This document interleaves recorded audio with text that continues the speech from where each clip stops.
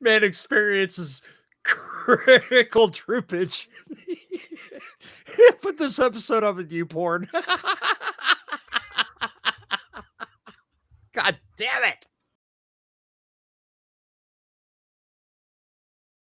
Hello, everybody, and welcome to episode 571 of the Dead Robot Society. I'm Terry Mixon. Joining me, Paul E. Cooley, the man, the myth, the legend. The perpetual masturbator? Ooh, I wasn't telling, but please. Well, since you tried to, share. Since you tried to unwrap all the presents earlier in this episode, You mean early in the next episode, or the one two away? Couple of episodes from now. I'm an opportunist. I make jokes about everything. Trust me, the patrons will get it, and you'll hear about it. You'll hear about it. It's a bitter pill to swallow. Hey, shut up. Okay, so fuck you so much. Fuck you so much. Yeah, we're off to a good start. Why didn't you tell us what the hell you've been doing? Oh God, no, actually, I'm going through hell. You tell us. You start off, because I've been going through hell. Screw you, buddy. I'm just not even going to talk to you anymore. I'm done with you for the rest of the show. Your money's on the dresser. I'm out of here. I've been muted. My lips move. Nothing happens. Oh, okay. So 2 new pieces of software out in the world. Customers are happy. I'm working on another one. Same kind of thing. And so that's been taking up time, but I think I've got it under control. And now I'm back to writing Signal Decay, and kind of had a breakthrough on Saturday, and kind of everything fell into place. And now I just have to get the time to write. Whoop, whoop. So that's I've made the command decision that between 7 and 8 is Paul's time, and fuck off if you want it. That's the way you got to be. You got to guard and protect your work time. Yes, I'm going to guard and protect my shit now. Other than that, not a whole lot. Not a whole lot. Let's see what's the patron show. Anyway. What's up with you? I am still suffering through editing. I heard horrible disease. The editing that I am going through is hard for me to do. So obviously the next book of the process is going to be changed a little bit, because all of that writing fast is now coming at a cost on the back end. You pay for it somewhere, man. You pay for it somewhere. You either pay for it up. It's just like anything else. There's no free lunch, as Heinlein used to say. Was it Heinlein? I think it was Heinlein. There are no free lunches. If you short it on the front, you're going to have it on the back end. If you don't short it on the front, it's going to take as long as it would take you otherwise. It's still going to take you just as long. I think it's just the order of steps you're doing. I think you're right. I think that narrating is speeding up my process, but I've got to adjust exactly what order I'm doing things. Yeah, because I think what we talked about in the Patreon episode, I think that's probably the way to do that. We'll find out next book. Yeah, we'll find out next book. Anyway. Other than that, I've got an audiobook in production. I should probably look and see if it's, been approved. I haven't seen any notes, but Ruin Terra should be out in a couple of weeks. Awesome. I'm looking forward to that, because, who doesn't? Who doesn't look forward to a book release? That's right. When you can't actually release the book. That would be awkward. It was. Well, good. So next time we'll probably have a new book out from you. Yeah, well, at least a new audiobook. New audiobook, yeah. So how long do you think it's going to take you to whip this one into shape, given what you know? It will be mostly whipped into shape by the end of this month. I've got a short story that I have to write as well, but I'm hoping to have them both done by the end of this month. Okay. Well, that's cool. That's my goal. I want to see them both out the door to the places they need to go, so that starting the first of next month, I'm free to focus on the next novel. That's what I want to do, because it keeps preying on my psyche. I've already decided that the first scene that I wrote for it's the wrong one. So this is an unusual thing for me. I'm going to have to go back and record a new first scene. I'm going to go back and actually insert 4 chapters. I don't know maybe if I'm going to 5. insert that much, but I think I need to have at least one scene more from one of the protagonists' point of view, because I don't think I like where it started out for one protagonist. Yeah, I've got that kind of problem with signal decay, which is why I just kind of punted.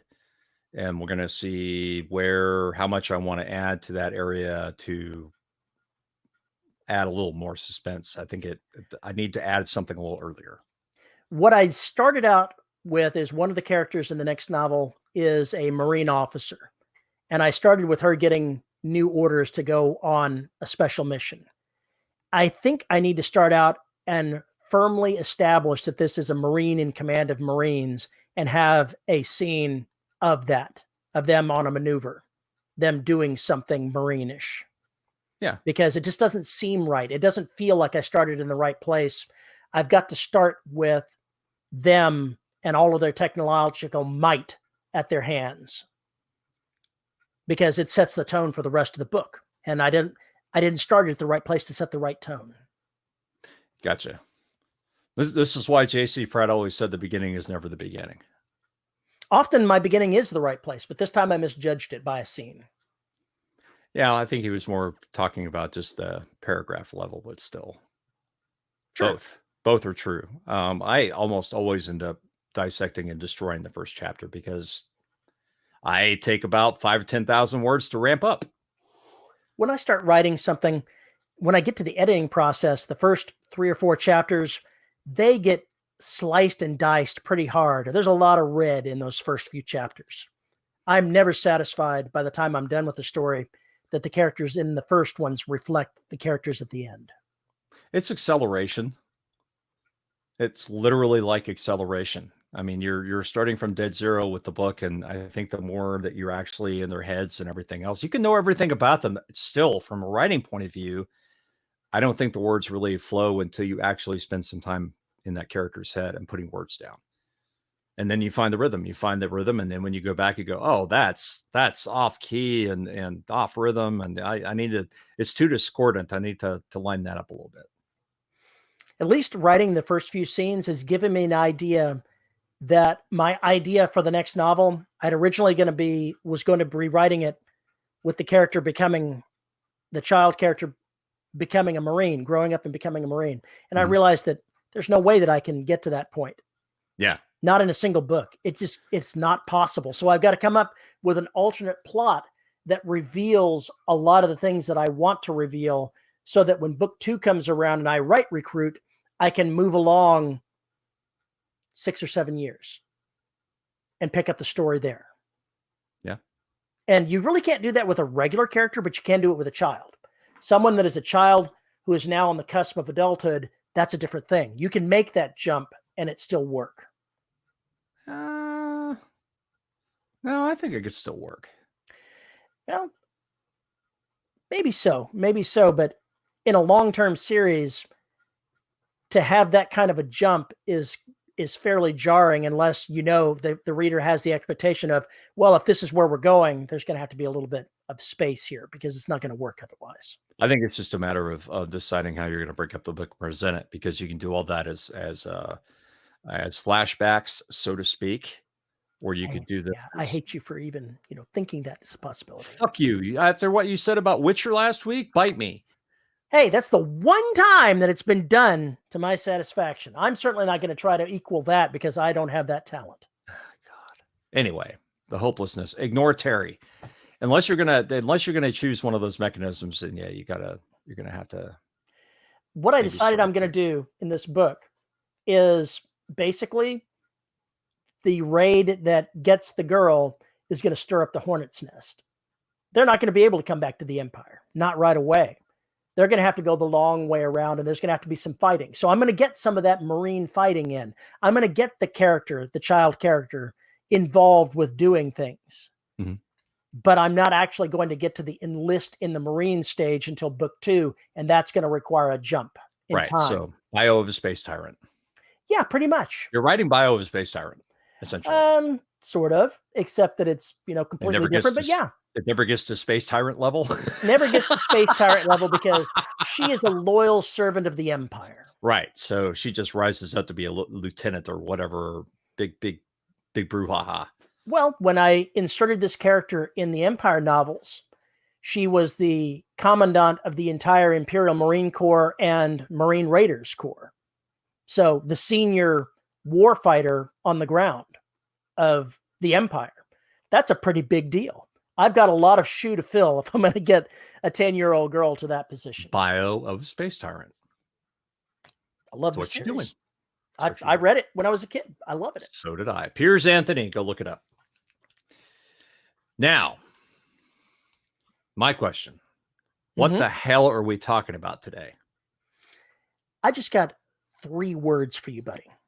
What's that? Pick your battles. That was such a cheesy ass segue. Oh, you are so much. You wussed out again. You wussed out when I can't remember what we talked about. It's you wussed out hard. on and you just wussed out again. All right, that's I it. don't even remember what we talked about. It's 3 weeks. Who doesn't take notes on this shit? God damn it! And while we wait for Terry to take his Geritol, here's the episode. I like to call that's a hook. To me, a hook is get you into the chapter. Story hook is something to basically get the reader going and keep them going. This is a plot device that has yet to be used. When I talk about hooks, I'm talking about plot devices. Yes, and they're 2 different things. That's my point. I don't think that. Well, while it is, when you rope somebody into reading your story, you are hooking them in. But I don't think that that's what what a hook actually is. We'll just have to disagree on what we think the terms are. Okay, fair enough. All right, so let's get our semantics correct. Instead of hooks, we're going to talk about plot devices. Sure, I have no objection to using another title. Okay, another title. Oh my God! No, it's a title for episode or the word for it. I've got no objection to using plot devices in place of story hooks. I'm good. I'm good with that. Okay. Regardless. Now that we're on this topic, what do you have to say about this topic? As a pantser, I don't intentionally leave hooks in there, but I wander through so many thoughts and so many pieces that I have more hooks than I could possibly use scattered throughout the 12 novels in the series that I've written. Sometimes I use them. I'll pull them back in and I'll use that. I needed a bad guy in the 5th book. So I went back to the very first scene that I wrote in the first novel and said, he's my bad guy. I thought you said you don't know. Oh, that's mysteries. Mysteries, you said you don't know who actually does it until you get to the end. Pretty close. So with your villain, you knew exactly who it was and who you needed and what you needed. He was a transitory villain. He was a plot in book 5. He's not the overall series villain. Okay. I just needed a douchebag for book 5. Yeah, you needed douchebag number 523 to step on the stage and cause trouble. And boy, did he. Oh my God, that guy caused so much trouble. And then you need him to exit stage left with a lot of bullet holes. Basically, I let him wander off into a complicated form of suicide. Is it really murder if you know the bad guy's about to do something that's going to be fatal and you just decide to keep your mouth shut? No. So there we go. Complicated suicide. Maybe, wait. That's an aggravated suicide. Aggravated suicide is what that is. I'm making this term up as I go. Yes, you are. It's what you're saying. I think what you're trying to say is the manslaughter version of suicide. He was egged on. Sure, I'm sure that's going to turn out fine, Bob. You just do that. So you're telling me you wrote the science fiction equivalent of Jackass? Is that what you're saying? Maybe. You know what Jackass is, right? I do. Okay. That's why my balls hurt as soon as you said it. Yeah, the episode where they're slapping electrodes onto their taint, and yeah, they're just why? Basically, that character, to just go down that rabbit hole for a second, the main characters knew that going in a certain direction was an incredible radiation field that was lethal without the proper protection. They were busy running in that direction, the bad guys, and Princess Kelsey just said, okay, you can go now. See you when you get back. Why did they stop chasing us? Maybe they knew something we don't. They found out about that just one step too late. Why, yes, That was a minefield they just let us walk into. So, yeah, they killed themselves, but they could have been stopped. No, you never stop your enemy from stepping into the trap, even if it's one you didn't set. The only time you do that is if it's in your best interest to let them stick around. Well, But to be fair, she had to think about it hard because that was her brother going along with him. aha. He wasn't the one she let wander into the minefield. It was her brother. The bad guy from book 5 was basically just a side casualty to that. He made bad choices from literally the first moment he was in this series to the very last one. Every choice he made was bad. There's probably a story there somewhere in that. I don't know that I could actually intentionally write a character that literally makes every choice the wrong way. I really want to write a story at some point where they just Forrest Gump their way through it, where every decision that they make should backfire, and almost does, but doesn't. Or if it does, it ends up setting something else off that turns into a good thing. And so you've got the person just wandering around causing chaos everywhere, and everybody else is in deep shit, and roses are just, going up around this person as they're going about their merry way. You need to have a designated character to be along to go, are you fucking kidding me? Seriously? How could that not go wrong for you? Because it's fiction. No, but you know what I mean there. Yeah. They see the character coming up roses and they're just totally blown away in a bad way at how lucky, outrageously lucky they are. Because they expect a flop and they don't see one. Yeah, that happens in business all the time. They set you up for failure and suddenly somehow you succeed. And then it's like, what do we do? What do we do? We want their budget. We want them to fail so we can get their budget.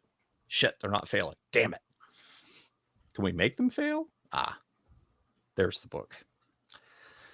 Or the life times of Paul E. Cooley at Schlumberger. Anyway, what else was I going to say? There's a lot of fun you can have in those plot devices where you set up this radiation field. And I'm sure when you set up this radiation field, you did not know that was going to happen to them. Absolutely didn't. I had no idea. I set up this radiation field basically to backstep one thing. In my universe, they use wormholes to travel from one place to another, one star system to another. They found a system that had one of these wormholes that had gone nova. Basically, the entire system was wreckage and radiation. It hadn't happened, recently in the past. It had been thousands of years. But if you know anything about science, the nearby system of a nova is ugly. It is filled with radioactive particles and all sorts of nasty, nasty, nasty, nasty stuff. And silver and gold and diamonds and all sorts of other stuff. So on the way home, the path that they found led through that. They had shields that they could put onto their ships that could stop it because they had advanced technology. The brother and the buffoon, when they fled, did not have a ship that had any protection. Did they take Frontier Airlines instead of...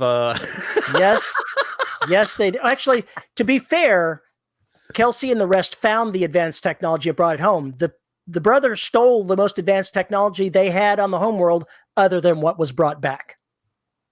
Okay, so he was already at a deficit even though he didn't know it. Oh, he knew it. He knew he was at a deficit. He just didn't know that particular deficit existed. He didn't know that he needed that pieces part. Right. And so when they went back the way the others had come, they wandered into the Nova field and within 20 seconds had burned out their interstellar drive. And then they died horribly and nastily. Oh, that sounds awful. Yeah, I didn't get into detail. The last thing I had was the captain of the ship when the prince says, what do we do now? We call the Marines and have them bring the guns. Mm-hmm. Because you don't want to be alive when it gets into your body that way. No, not really. because the end stages of radiation poisoning, you don't want to be there. No, I can think of better things to do, like throw myself out of an airlock. They chose to have the Marines shoot them up. Well, but that's okay. Too. That works too. So yeah, I was incredibly mean to those characters. I let them wander into a minefield, basically. The important part is that early on, somehow, some way, you thought that would be a cool thing to have, and then it comes out, you end up using it later. It's true. The thing that made that interesting is I used that in a previous book because there's an alien space station that was there before the star went nova. It survived the nova experience and now orbited a black hole. So that was the interesting piece that I wanted to have there. It could create these artificial wormholes. And that's how they got one to their home system. You watched the Black Hole movie recently, didn't you? Not since I was, not in 25 years, maybe 30. I haven't watched the Black Hole movie in a long time. Hey, my paper.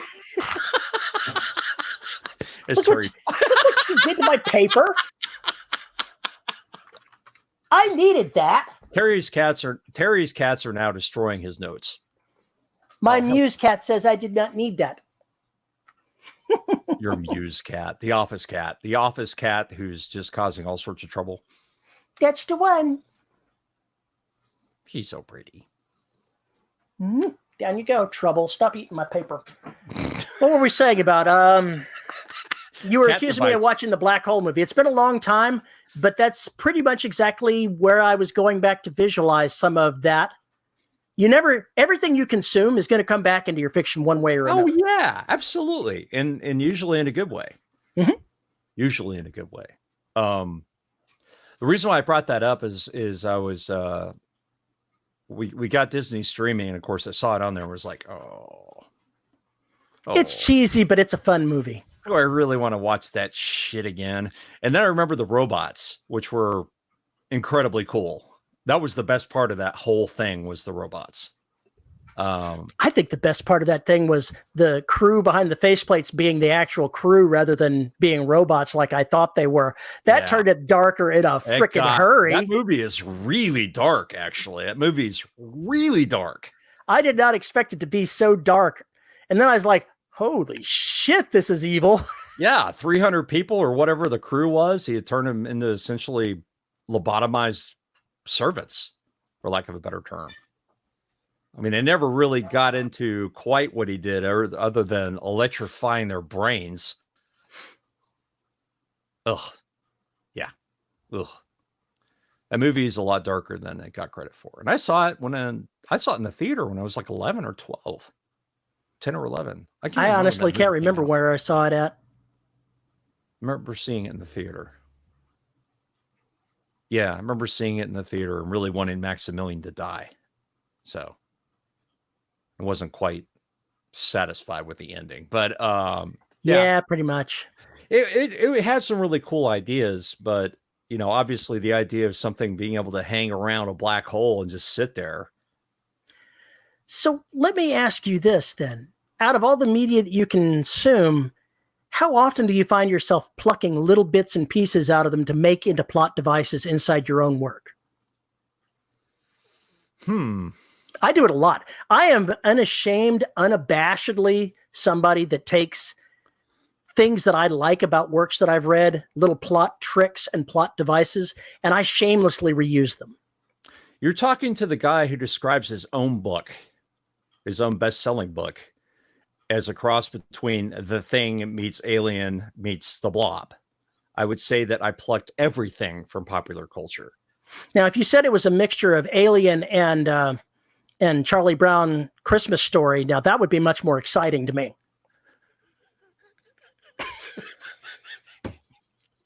You still need to find Scott Sigler's You're a Damn Fool, Charlie Brown. You need to listen to that. The Great Pumpkin Story and Cthulhu mixed together. No, this is a grown-up Charlie Brown during World War II. Snoopy's dead. Linus is is it Linus? I can't remember if it's Linus is also with Charlie, but one of the other characters has become a super villain Is it Pigpen? Tell me it's Pigpen. SS person or whatever. I don't think it's Pigpen. Anyway, it's all fucked up. The Oh, story it's is Lucy. just Lucy could be SS. Really, I totally see that. I can't remember what Lucy was. I can't remember. Anyway, it was all jacked up. It was one of the first things I heard Sigler do. And it was funny as hell. Kind of gave me the idea for the street in some ways. But everything we read leads into what we write. It's just the way it works. Yes. Every story that I read, every movie, every song is all about grabbing texture, ideas, images, dialogue, facial expressions. I pay attention to so much of that, even when I'm not, that I realize when I'm actually doing it. When I see something, I'm like, oh. And that's why I end up watching a lot of movies more than once, just because there's something there that I didn't quite get that kind of stuck in my brain. There's something else there that I missed, but I know it's there. And so I will go hunting for it. And sometimes it is something that I go, oh, I can use that. How did I not get that the first time? And sometimes it's just simple stuff. You just miss a line of dialogue because you can't fucking hear, or you had a thought in the middle of it and you missed a line of dialogue. Sometimes missing a line of dialogue can change your understanding of the next 5 scenes. So, there is a sense to going back and looking at it. And I know I've said this before, but if I really, really enjoy something, a book or a movie or a TV show or whatever else, I will watch it, read it, whatever again, because I want to try and understand why I liked it. If that makes any damn sense. No, it does totally make sense. So it's just a matter of it. Like right now, I'm listening to a book by Jack Ketchum. I've never listened to anything or read anything by Jack Ketchum. He's like a very, very famous horror author, 80s, 90s suspense thriller kind of stuff. Never read him. And I'm listening to my first book of his. It was written in 79. I'm listening to it. My first experience with him. I said that rather ambiguously. Anyway, he writes, or at least the way it's spoken by the narrator, in a very down-to-earth, congenial, let's just tell it like it is with these people kind of thing. But the characters just kind of jump off the page because of all this little esoteric information he gives about them. And it's not like an info dump at all. It's more on lines of the way I do it, which is these are people who are doing stuff and they're thinking while they're doing stuff. And while they're thinking while they're doing stuff, we're getting to know them. We're getting an idea of the flavor of the universe. We're getting a flavor of the kinds of conflicts we know are going to happen in the third act. We just know just by reading it and looking at it. But then you start looking at the plot devices. Like before I got into the show, one of the characters showed the other character a gun that they had brought with them from New York. And now they're in Maine. I'm like, okay, there's the gun. It's literally loaded and just waiting for somebody to use it. So then the question becomes, are the bad people going to get the gun and use it, or are our heroes, are they going to be the ones to get to use it to pull themselves out of a tricky situation? But it is there. And so you see it, it's going to go off, it's going to enter in more in the story. That the axe that's used for the chopping of the wood, that's going to get used later on. We're talking The Shining here. Come on. Well, they're in a cabin. They're in a cabin out in the woods. How the hell are you not going to have an axe for firewood? How the hell are you not going to have like a machete or other tools around that? Yeah. You could be like Ash and have a chainsaw. There you go. So you've got all these little things that the character just kind of walks past. Because I'm tight. Excuse me. But we, the reader, if we're paying attention, we know that the character may be idly passing by that, but we know that we're supposed to remember that that is there because it's going to come at us later.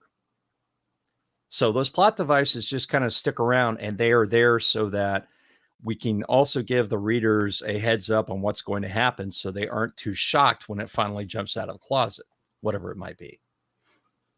Those are important.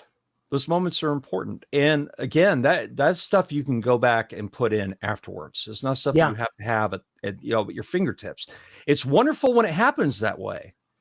And as Terry said, it's accidental. There's not necessarily any conscious thought in putting that landmine down, but then you go back and you go, oh, that needs to explode. How can I make that explode and do as much crazy damage as possible? It shocks me sometimes how people say that I have written, something so subtle and having all the clues leading up to something. People just don't realize I leave clues leading up to a lot of different things, and only one of them ends up being true. I had, after Destruction, a reader email me and said, "You left a plot hole." And I said, "No, I didn't." That's evil. And it was something I made a big deal out of, because it's something that's actually recovered in the first book and is really never mentioned again until we get to the end of Destruction. It's just there. They've got it, and it's there. And I make it do stuff when nobody's looking. Well, they don't find out what is really going on until they get the trident. So I left that there on purpose because there is a reason for it. I need these people to be able to examine is not the right word, observe, if you will, certain things so they can make decisions and maybe discover and make some conclusions that might help them later. But I needed that. I just didn't know I needed it until book 3. You know what I could totally see you doing in one of yours? Writing your book and having like this little cleaning robot that shows up in various scenes, and just have it randomly placed here and there and here and there. And then later on, it's actually important and, kind of sinister that it's there at all these places. It's like the clown doll, right? From Poltergeist. It just keeps showing up in different, it just creeps the shit out of me. But it's when you look at something and then you look back and it's moved like 2 inches to the left. Right. Fuck? The fuck? And it could be something as simple as a pen that maybe the cat knocked away when you weren't looking and you didn't hear it. And you come back and there's shit moved on your desk. And it's one of those moments where I know, as a logical human being, that an animal did this. I also know, as a fiction writer. So it's not like one of the work cubicles where their coworkers decided that once a week they took an inch out of the guy's space, moved the wall in an inch, and then next week they did the same thing and just saw how far they could get it in before he noticed that his workspace was shrinking. There was an episode of MASH like that where they kept changing out one guy's trousers. Oh, that's rude. So, like, he's rather portly. And they kept giving him baggier and baggier pants. So he thought he was losing all this weight. And then at the end, Hawkeye... Charles Winchester the There Third. you go. And then Hawkeye looks at his buddy and he goes, "So what's up next week?" "Oh, he's going to get skinnier. I mean, he's going to get fatter." Just going out. And then he was like, "Oh, Ed's shorter." I was like, "Oh, shit, that's just horrible." It's kind of like the guy who comes in and finds that they've used they filled up his cube with styrofoam. Yeah, I've seen pictures of something like back that. from vacation, and that's it. Yeah. Yeah, stuff like that. But little objects moving around, that is a very good plot device.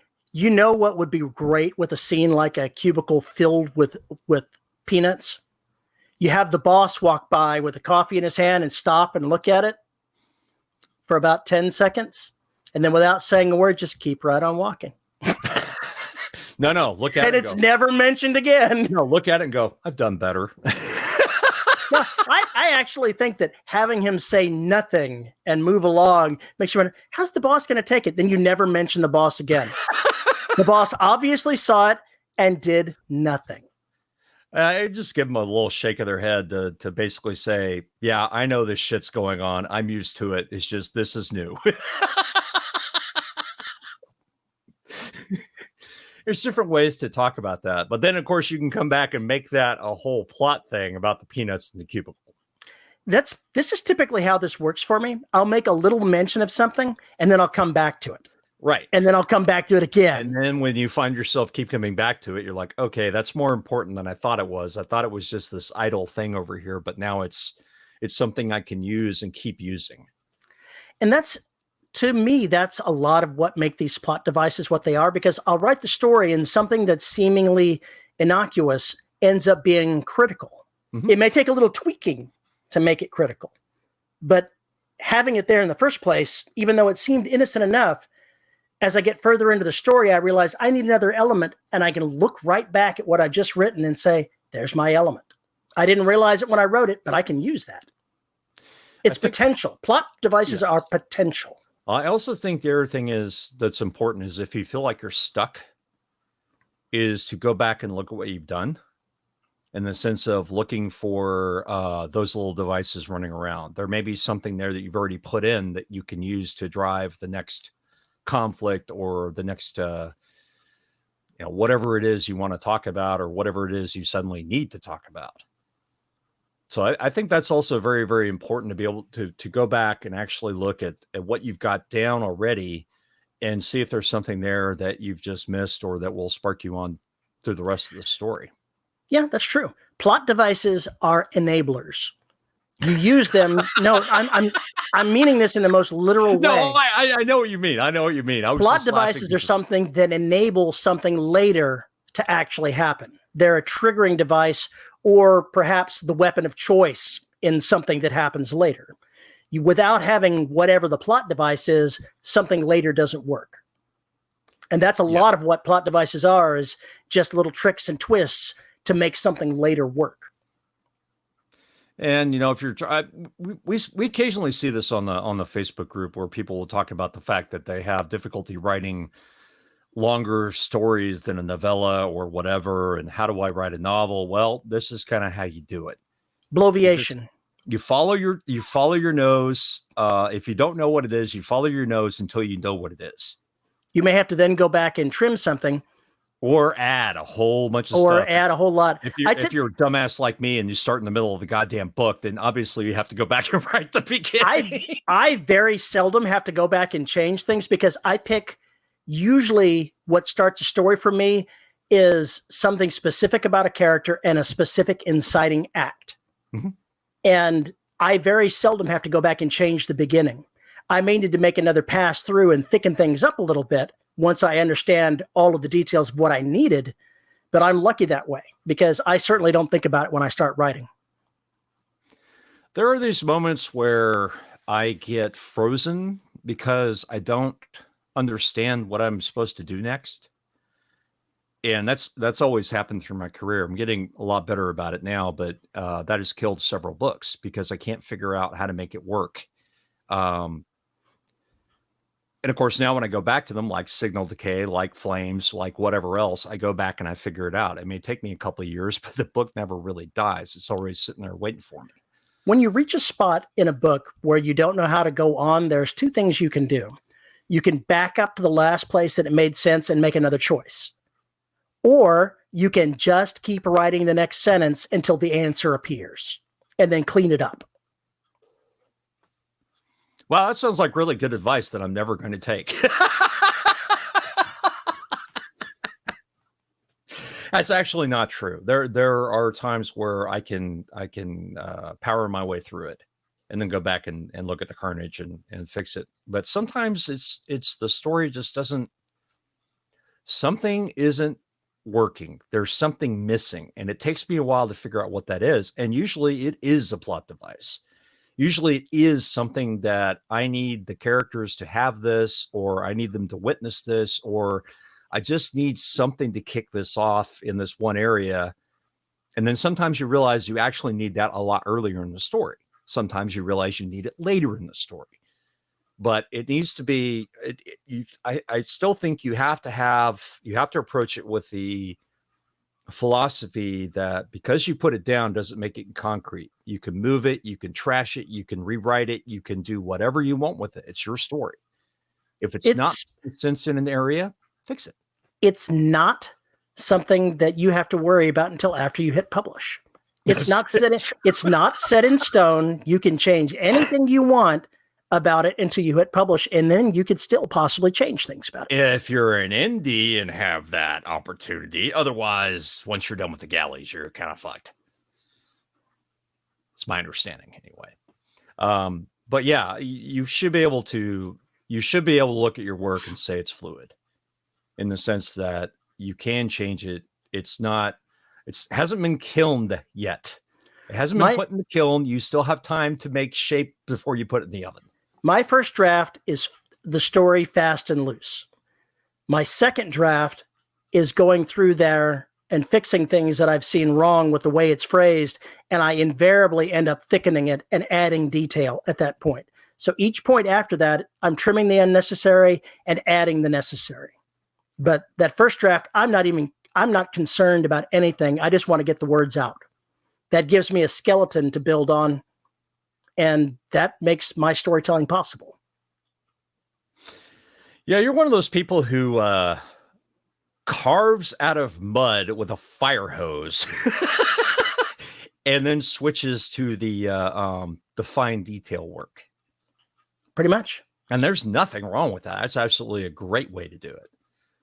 I spend less time forming the words these days or worrying about them, but I still have hangups about the visuals that are in my head and trying to describe them. So I give I try and get the reader as close to understanding how I see it without boring the shit out of them or making it, totally confusing. Insert big explosions here. Not everything is explosions, Terry. Not everything. I'm just referring to the rough draft that inadvertently got published by Bain for John Ringo, where, his big exciting scene, all they put was the one that said insert explosions here. Some people, they write it out and they know they've got to put something in there and they'll just put a marker in there to fill it in later. Yeah, I would put 5 asterisks and then on the next line, 5 more asterisks. Maybe when I put notes, I put 3 slashes and then I put a note. And so when I'm done, I always use that same thing. And it's not something that's ever going to appear outside of a note. So I can search the entire document and make sure that I haven't left any of those in there. What I do is I actually use the comment feature in Scrivener. What? Hold the fuck on now. I actually got yelled at by an editor for putting notes in the manuscript. They got pissed. So now I use comments. My notes are me cleaning up story. By the time it's ready to send off to the editor, they're dealt with. Mm-hmm. Mm-hmm. Yeah, it's just a matter of occasionally you miss them, but notes are better anyway because it highlights the text. You can search for them. They're easier to use. You can use comments with Word.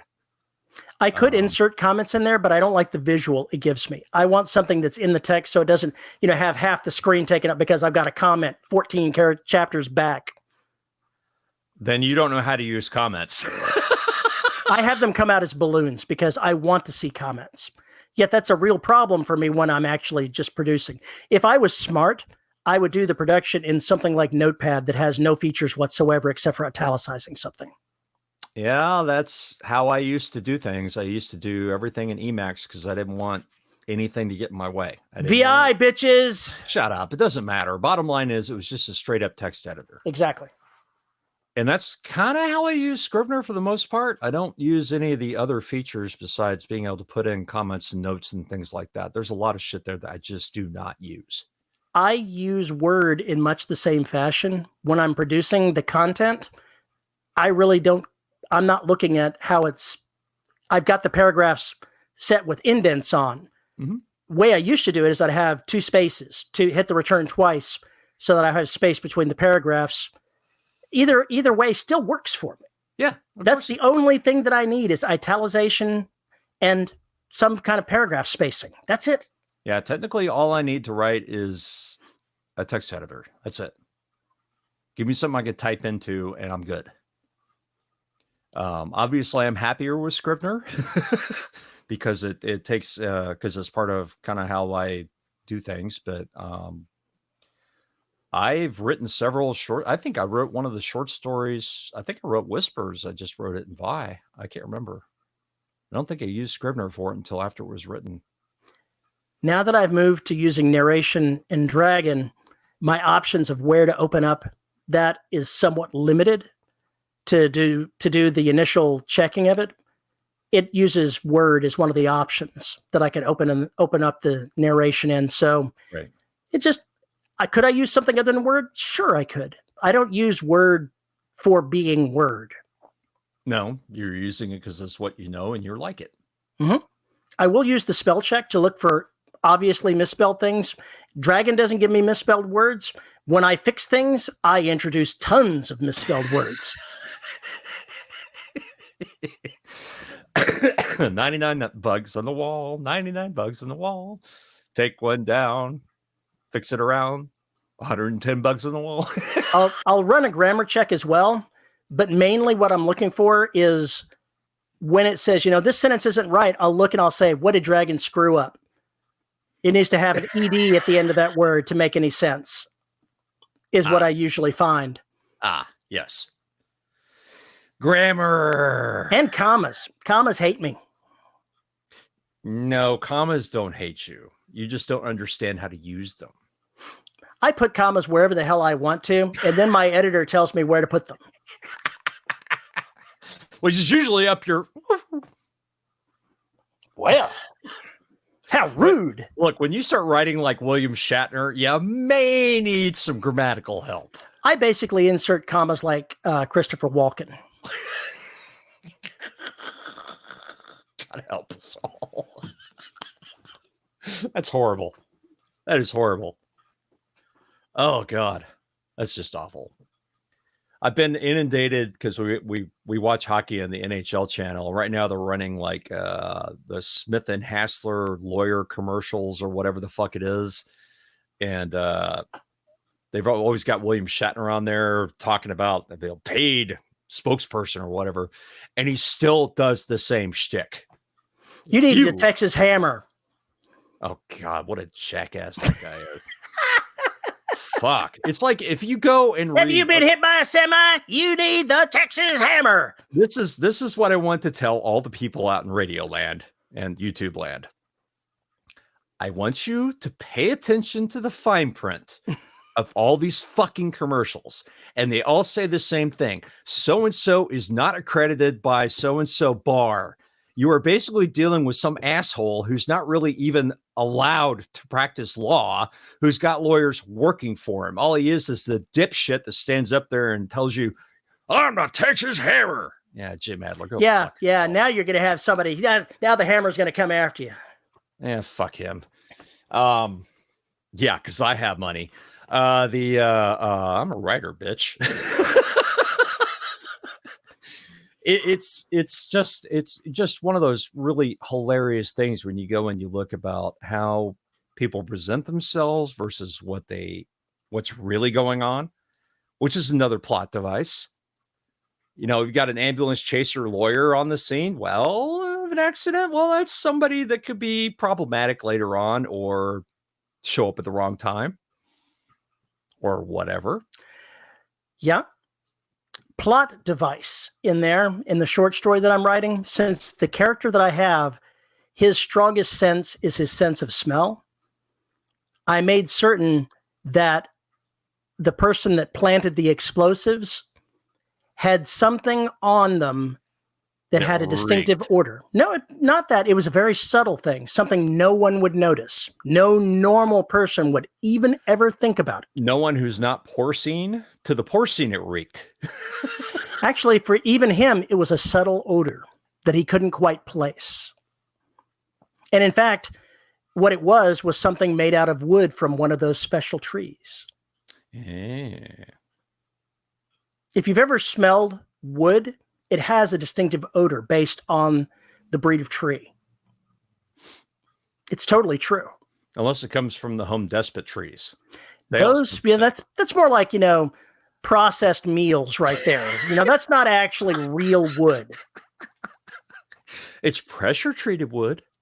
If you smell pine from the lumber, you'll smell a specific odor. If you smell oak, it's got a different odor. Cedar. If you smell cedar, it's got a different odor. And I was thinking cedar when I wrote this because it's got a distinctive smell you cannot mistake it for another kind of wood. So the fact that the murderer in this case is wearing a medallion that is carved out of this special wood because of their position and no one else has it, the investigator can immediately go, you're the murderer because only you have that on you.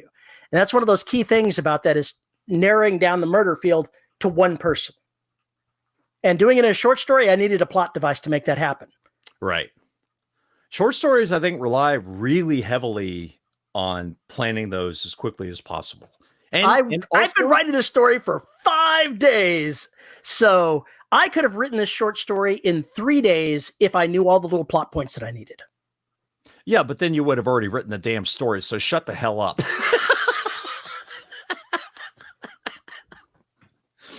I think with short stories, it's important to stick with as few as possible, but also to try and plant them early on.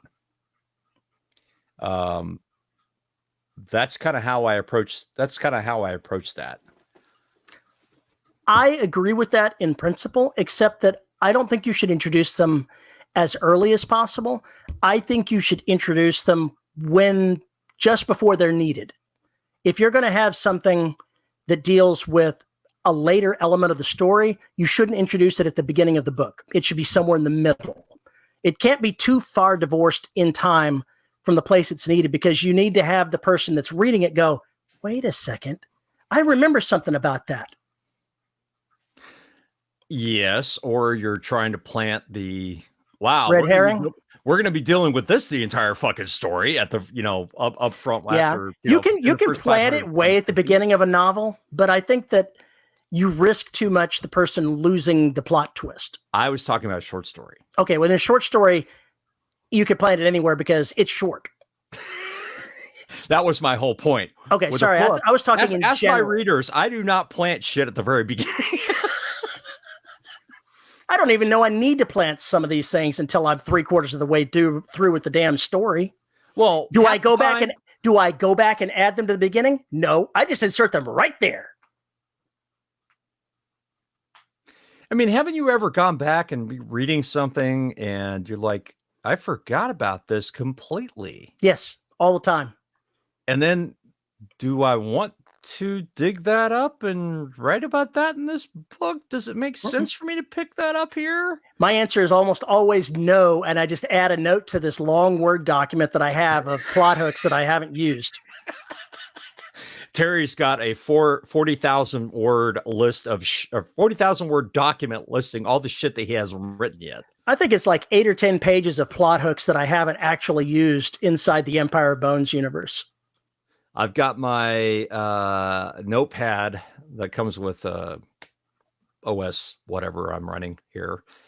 And it's probably, I think the last time I looked at it, it was 7 or 8 megs of text. Just ASCII text, nothing else. Because I've been scrawling notes in there for about 6 years. I don't know anything about the beginning of the novels unless I go back and reread something, and then I'll come across something and go, what the fuck was I thinking there? Where does this go? That's why I leave a comment. Hey, dummy. I don't know that it's a plot hook until later on. I didn't know when I wrote the first scene in Empire of Bones and had the bad guy in there, he was a throwaway. He was never going to be used again. I didn't care about him.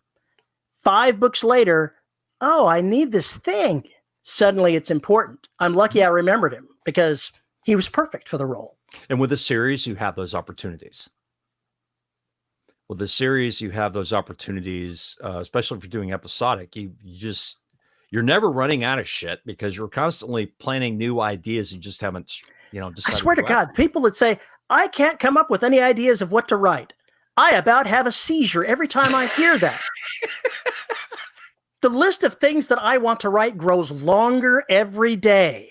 I have ideas out the wazoo. Time to do them? Not so much. I probably have 40 books planned for Soul and Beyond. I mean, I I've could write written 40 books. shit. I've written 12 novels in the Empire of Bones saga. I could write double that amount off of just the plot things that I've abandoned. So even as I go on, there are so many things I cannot cover. What a loser. I know. I feel awful about it. I more often than not find an idea that I cannot do in that novel or whatever book that I'm writing on, but it is something that I absolutely positively must write at some point. And sometimes that becomes the next book I write. Sometimes it lingers around for a while before it finds a place in my timeline.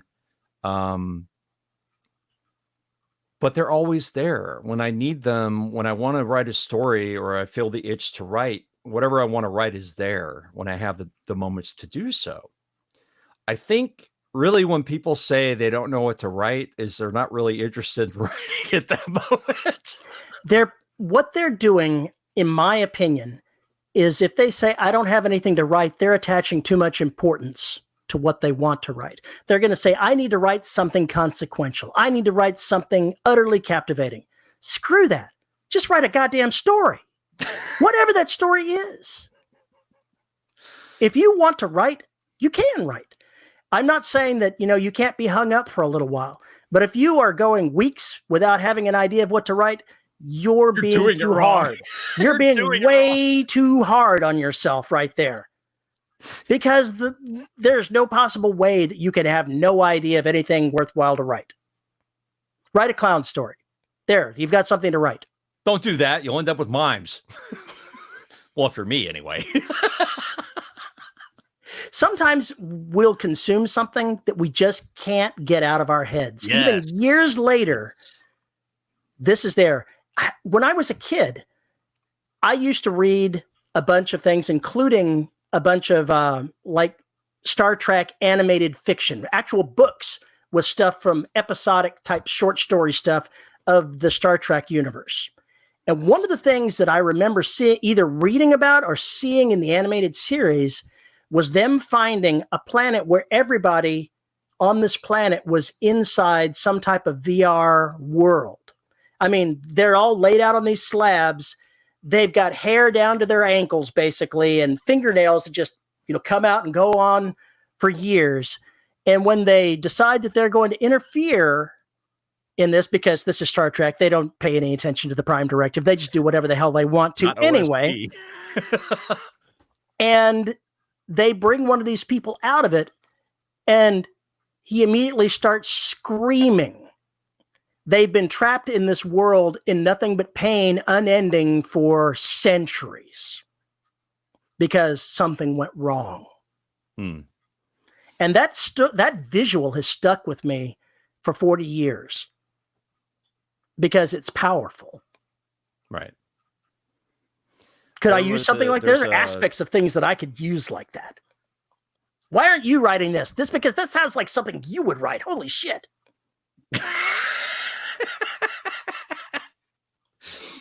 There's a scene in Event Horizon where one of the characters kind of gets gutted and hung up like a slab of meat, almost like a dissection.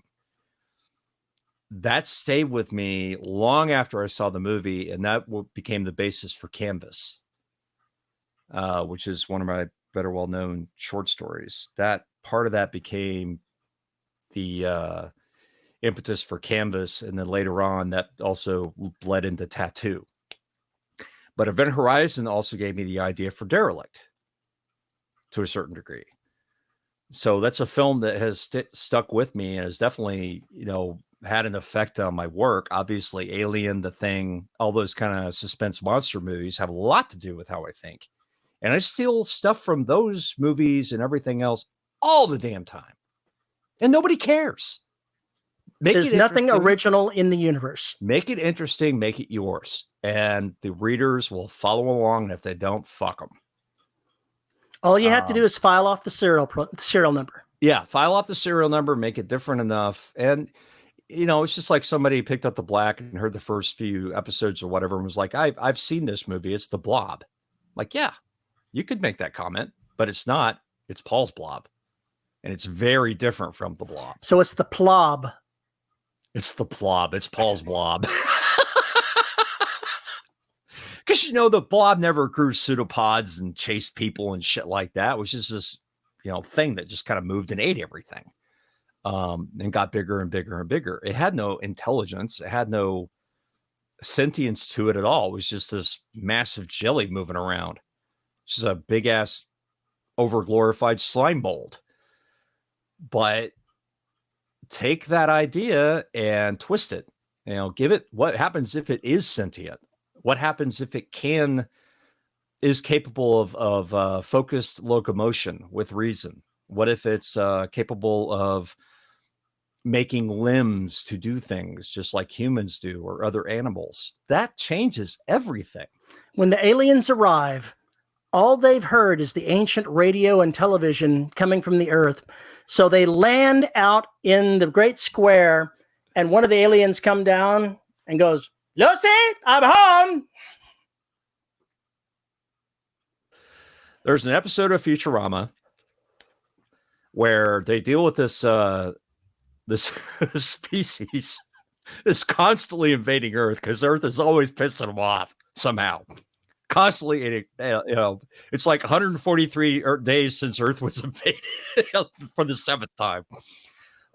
So the denizens of Perseid Omicron 8 have been sitting there getting 20th century and 21st century TV for centuries. I mean, just millennia. So when the broadcasts stop because those signals are no longer being made because that Earth is over, they suddenly threaten Earth that if you just don't start making these things again, we're going to invade and kill you all. So it's the same kind of thing. There's an expectation there that may be just a tad out of alignment with reality. Just a tad. Just a tad. I mean, okay, so here we are on the planet Earth, right? There's some astronomers sitting there listening to a radio telescope or whatever else. Some strange signal comes across the screen. Maybe 5 or 6 years later, the AIs determine, hey, that was something real. That was something real. And then they start going into it. Well, we think it was a distress signal. The only problem is it's 3 light years away. How long has the signal been going on? We don't know. 3 years. We don't know how long it's been going on. We just noticed it. We don't know how long it's been going on. Well, you can go back and perhaps pull out data for as long as we've been collecting data. There's the trick. Now, if you go do that, then you can say it's been going on at least 30 years. Right, at least 40 years. At least so many years. So then the question is the crisis over? If you've still got a distress signal going on after decades, the crisis is over and everyone is dead. That is an automated distress signal. You are assuming that they're as long-lived as we are. Well, if they're not as long-lived and it's still going on decades later, then it's really over. Maybe they just needed coffee. Maybe they're just, calling out for the coffee delivery service. Maybe that's the hold signal. I'm sorry, you're on hold. Please wait for the next available alien species.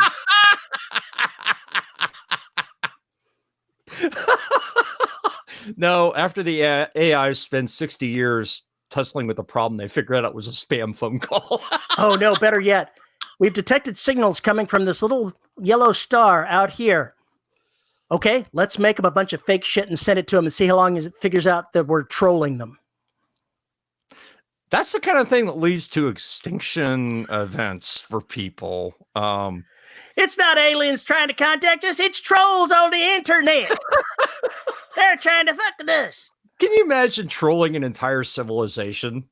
Yes, I can. Now that I think about it, that would be an awesome story. The ultimate troll. I think it was like in Hitchhiker's Guide to the Galaxy. We're talking about the all the teenagers of the different planets thought it was a cool idea to come buzz Earth, kidnap some human beings, take them on a party, drop them back because nobody believed them. I can see now a couple of alien parents. One of them going, Bob, I think the kids are up to something because they're acting kind of strange. Let's go find out what they're doing. You dig down into what the kids are doing because they're all guilty looking. And they said, well, we're trolling this civilization over here. We basically put a satellite out beyond the orbit of their furthermost planet. And we're triangulating a signal that make it seem like it's coming from this distant star, but it's actually coming from right outside their solar system. And if they ever look like they're pinging onto it, we kind of move it a little bit. Just enough to fuck with them. Stop trolling the aliens. They're trolling primitive. the aliens. They are primitive. You are not allowed. You're grounded, mister. The other thing they would do is dress up in rubber monster suits. Oh, Jesus. The alien equivalent of an alien monster suit. Yes. They're actually humanoids, just pretty close to us, but they dress up like aliens with green and one eye and tentacles. And that's awesome. The ultimate troll. All right, we should probably close this out. I think you should close it out. You think I should close it out? I do. Shit. Why would you do that to me? It means I got to do stuff. Oh, poor Diddums. Poor Diddums. By the way, live show next weekend? I'm clear. You're clear? Yeah, I've got nothing going on the weekend. I'm good. Okay. All right, so I'm thinking maybe we do that live show if, the patrons want it or something, I think they may want it. We can troll them like we're aliens. I would never troll the patrons. I would never do something like that. You mean you would never put out that we're going to have this, Amish porn episode and then not deliver on the Amish porn? No, you would never do that. You should have read Veronica's comments. I should send those to you. Apparently, she almost had an incident at the gym.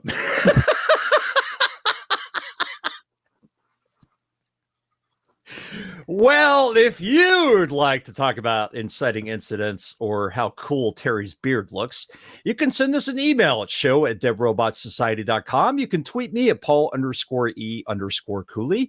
You can find us on Facebook at the Listeners of the Dead Robot Society Facebook group. We have to thank our wonderful host, Pod Hoster, who makes all 14 bazillion episodes of the Dead Robot Society available for your ear holes. You can find us on YouTube at youtube.com/DRS podcast, where if you want to see our ugly mugs. And if you want to support the show, you can go to patreon.com/DRS podcast. Are you seeing a trend with this DRS podcast tag? It's like ubiquitous. It's everywhere. It's everywhere. Go to patreon.com/DRS podcast, where for as little as $1 a month, you get access to exclusive content and live shows, which we are going to get back on the horse on. Thank freaking God. And at the $10 level, you get your name read. And our $10 patrons this week or this month or whatever are Andrew Smallwood, Shady Barker, Tony L. Joy, Veronica Jaguar, Isabel Cushy, Rick Shaw, Lisa Slack, Nathan Cosby, Cheryl Winters, Tracy Bodine, Devin Lee, Drew Bernardi, Chris Winder, and J.R. Handley, the patron saint of the Church of Pew. I don't know about that. I think he may be a charlatan. The hell does that even mean, JR? Pew pew. Space opera.